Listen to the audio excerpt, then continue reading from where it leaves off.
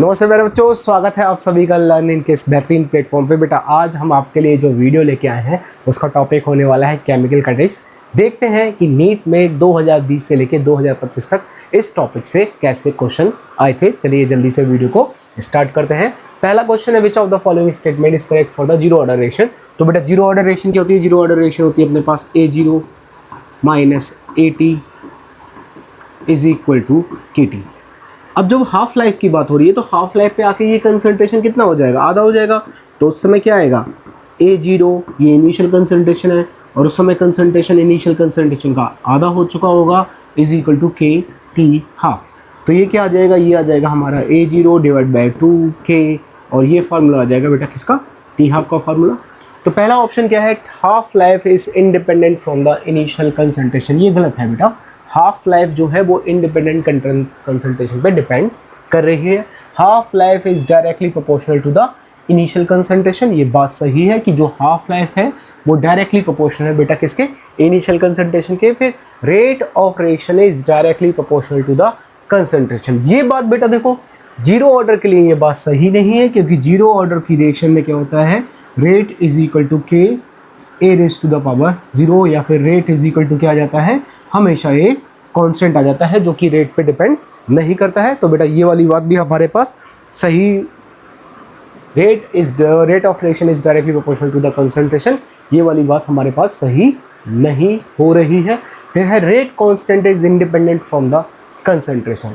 Rate constant is independent from the concentration. देखो बेटा ये जीरो ऑर्डर के लिए ये बात फिट ही नहीं बैठती है, क्योंकि जीरो ऑर्डर के लिए तो कोई कंसंट्रेशन की टर्म आ ही नहीं रही है, तो जीरो ऑर्डर से रिलेटेड इसका कोई भी मीनिंग नहीं हुआ। तो ले दे के हमारे पास जो बेटा सही ऑप्शन है वो सही ऑप्शन कौन सा होगा? वो सही ऑप्शन है हमारे पास second is the correct answer for this question. चलते हैं नेक्स्ट क्वेश्चन पे। नेक्स्ट क्वेश्चन है हमारे पास बेटा, the rate of reaction is independent from the concentration of reactant. Rate जो है वो रिएक्टेंट के कंसंट्रेशन पे डिपेंड नहीं करता। अभी हमने देखा है कि बेटा जीरो ऑर्डर के लिए क्या आता है? Rate is equal to K और कंसंट्रेशन की पावर कितनी होती है? 0, क्योंकि जीरो ऑर्डर रिएक्शन है। तो यहाँ पे सीधे सीधे क्या आता है? रेट इज इक्वल टू क्या आता है? कांस्टेंट। और अगर रेट कांस्टेंट है, ये कंसंट्रेशन पे डिपेंड नहीं कर रहा, तो ये बात केवल एक ही के लिए फिट होती है। वो कौन सी है? वो होगी बेटा अपनी जीरो ऑर्डर रिएक्शन। चलिए नेक्स्ट क्वेश्चन में वो लिखा है, the half life of a first order reaction is 1386। The specific rate constant क्या यूज होता है बेटा? K is equal to 0.693 divided by T half. ये हमारे पास फर्स्ट ऑर्डर रिएक्शन की हाफ लाइफ का फार्मूला है।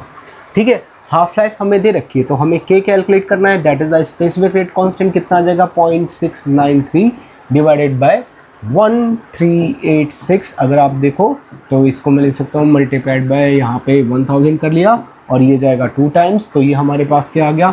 Half into 10 to the power -3, जिसको आप ले सकते हो 0.5 इंटू 10 पावर -3। और ले यहाँ पे जो आंसर बेटा सही होगा वो होगा अपना फोर्थ ऑप्शन, यहाँ पे सही हो गया। चलते हैं बेटा नेक्स्ट क्वेश्चन में। नेक्स्ट क्वेश्चन देते हैं, the decomposition of the compound follows the first order kinetics.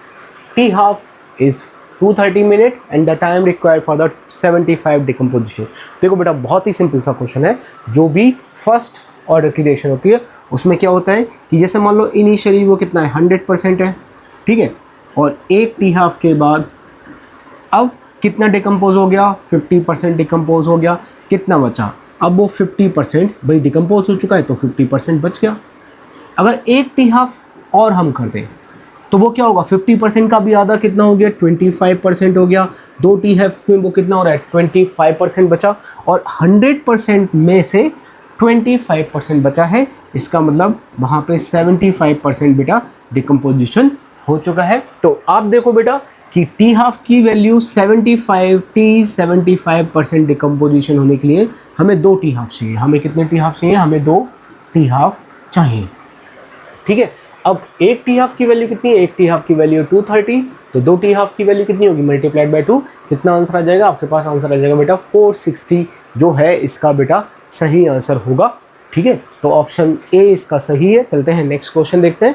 Next question में क्या है? नेक्स्ट क्वेश्चन में बेटा, for a reaction A providing product doubling the concentration of A increasing the rate 4 time, A का concentration twice करने से जो rate है वो 4 टाइम बन गया। ये बेटा किस में पॉसिबल है? ये पॉसिबल है केवल सेकंड ऑर्डर रिएक्शन में, क्योंकि second order reaction initial concentration के स्क्वायर के डायरेक्टली प्रोपोर्शनल होती है। अगर यहाँ पे हम बेटा जो इनिशियल कंसंट्रेशन है उसको डबल करते हैं, ठीक है, तो जो रेट होगा वो पहले के मुकाबले क्या हो जाएगा? 4 टाइम ऑफ इनिशियल रेट हो जाता है, 4 के फैक्टर से इंक्रीज हो जाता है। तो बेटा इसका जो ऑर्डर होगा ये कौन सा होगा? ये हमारे पास जो आएगा आंसर वो सेकंड ऑप्शन आएगा। चलिए देखते हैं नेक्स्ट क्वेश्चन को। नेक्स्ट क्वेश्चन में है बेटा which graph correctly represent the variation of rate constant with the temperature. तो आर्हेनियस इक्वेशन के बारे में क्वेश्चन पूछा गया कि भाई आर्हेनियस इक्वेशन और टेम्परेचर, जो आर्हेनियस कांस्टेंट होता है और हमारे पास जो ये एक आर्हेनियस इक्वेशन होती है, अगर इसका हम ग्राफ बनाएं तो ये ग्राफ किस तरीके का बनेगा। तो बेटा आपको याद होगा कि यहाँ पे क्या होता है कि जब हम यहाँ पे ग्राफ बनाएंगे k वर्सेस t का, तो ये ग्राफ एक्सपोनेंशियली यहाँ पे इंक्रीज होता है। ठीक है बेटा, नेक्स्ट क्वेश्चन देखते हैं बेटा। इसमें दे रखा है for a first order reaction time required for the 99.9% completion is the 10 times than the time required for the 50% completion. The ratio of time required for the 90% completion to the 50%। तो देखो बेटा हमारे पास क्या होता है, हमारे इनको रेशो निकालना है T90 डिवाइडेड बाय T50%, ये रेशो निकालना है। इसको सिंपली एक बार सॉल्व कर लेते हैं। क्या आ जाएगा? हमारे पास आ जाएगा ये 2.303 डिवाइडेड बाई के। लॉग इनिशियली कितना है? लॉग इनिशियली है 100, 90% डिकम्पोज हो गया तो कितना बचा होगा 10। यहाँ पे कितना आएगा? यहाँ पे आएगा 2.303 बाई के। ठीक है, इनिशियली कितना था? इनिशियली भी था 100। अब कितना डिसोशिएट हो चुका है? अब 50% डिसोशिएट हो चुका है तो 50% बचा होगा। ठीक है, तो अब आप देखोगे तो ये कैंसिल आउट हो जाएगा। यहाँ पे क्या बचेगा? ये बचेगा log 10। ठीक है, log 10। और यहाँ पे क्या बचेगा? यहाँ पे बचेगा log 2। ये क्या आ जाएगा? 1। ये आ जाएगा 0.3। अगर आप इसको देखोगे तो ये हमारे पास क्या रेशो आ रहा है? ये आ रहा है बेटा 3:1 का रेशो। मतलब 90% ख़त्म होने के लिए करीब करीब 3 गुना ज़्यादा टाइम लगेगा than the time required for the 50% completion. तो ये जो रेशो है ये हमारे को क्या आएगा? ये 1:3 या फिर 3:1 ऐसा कोई ऑप्शन देना चाहिए। ठीक है, टाइम रिक्वायर्ड फॉर द 90%। देखो 90% कंप्लीशन में 50% के कंपैरिजन के में कितना टाइम लगेगा? और 50% में टाइम लग रहा है 1, तो 90% में कितना टाइम लगेगा? उसका 3 गुना टाइम लगेगा। तो इस क्वेश्चन का बेटा जो सही आंसर होगा वो होगा ऑप्शन नंबर 1। चलते हैं नेक्स्ट क्वेश्चन पे। नेक्स्ट क्वेश्चन में देखिए the rate constant for the reaction at the 500 degree centigrade and the 700 kelvin 500 kelvin and the 700 kelvin are 0.04 second inverse and 0.14 second inverse respectively, then activation energy of the reaction is given। हमें दे रखा है log 3.5 की value 0.5441 and R की value है 0.831 joule पर kelvin पर मोल। और हमें यहाँ पे बेटा एक्टिवेशन एनर्जी इसकी कैलकुलेट करनी है। तो हम क्या करेंगे? हमें आर्हेनियस इक्वेशन याद करनी पड़ेगी। वो क्या होती है? वो होती है log K2 by K1 is equal to EA divide by 2.303 R 1/T1 minus 1/T2। अब आप देखो हमारे पास अगर इनको देखें तो ये क्या होगा? लॉग हो जाएगा 0.14 डिवाइडेड बाई 0.04। ये आ जाएगा लॉग 7/2। 7/2 आ जाएगा लॉग 3.5 और लॉग 3.5 की वैल्यू दे रखी है हमें 0.5441। ठीक है, यहाँ पे क्या आ जाएगा? एक्टिवेशन एनर्जी हमें कैलकुलेट करनी है 2.303। ठीक है, आर की वैल्यू हमें दे रखी है 8.31। ठीक है, और टेम्परेचर आप देखो तो हमारे पास क्या है? ये आ जाएगा बेटा 1/500 माइनस 1/700। जिसको सॉल्व करेंगे तो वो 200 मल्टीप्लाइड बाय 700 इंटू 500 आ जाएगा। 1/, क्या करना है? 1/500 माइनस 1/700 करना है। यहाँ पे 700 इंटू 500 मैंने बहुत सिंपल से कर दिया। 700 माइनस 500 हमारे पास आ जाएगा जो कि 200/700 divide by also divide by 500 आ जाएगा। अब एक्टिवेशन एनर्जी क्या आएगी? एक्टिवेशन एनर्जी हमारे पास आ जाएगी बेटा कितनी? ये आ जाएगी 0.5441 मल्टीप्लाइड बाय 2.303 इंटू 8.31 1, यहाँ पे क्या आ जाएगा, divided by 2 multiplied by 700 and also multiplied by 5। ये हमें सॉल्व करना है बेटा। इसको आप सॉल्व करेंगे, आपका आंसर यहाँ से आ जाएगा। और इसका बेटा जो सही आंसर है वो थर्ड ऑप्शन सही है, 1811219 जूल इसका सही आंसर आता है, जो कि है अपना ऑप्शन नंबर 3 में। चलते हैं नेक्स्ट क्वेश्चन में। नेक्स्ट क्वेश्चन में देखा है activation energy of chemical reaction can be calculated if one knows the value, rate constant at standard temperature, probability.